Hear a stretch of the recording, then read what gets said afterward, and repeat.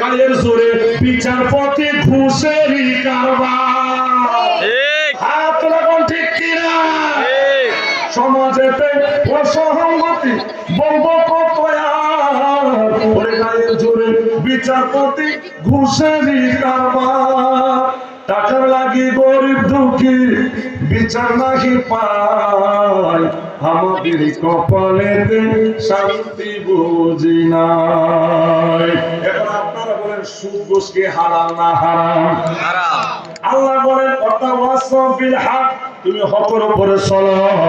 তোমার কাছে সুদ আসবে ফিরাইয়া দিবা, ঘুষ আসবে খাওয়া যাইব না, জামাত আসবে করা যাবে না, ব্যভিচার আসবে করা যাবে না, মিথ্যা কথা আসবে বলা যাবে না, বেপরদা করা যাবে না। জোরে কোন ঠিক কিনা?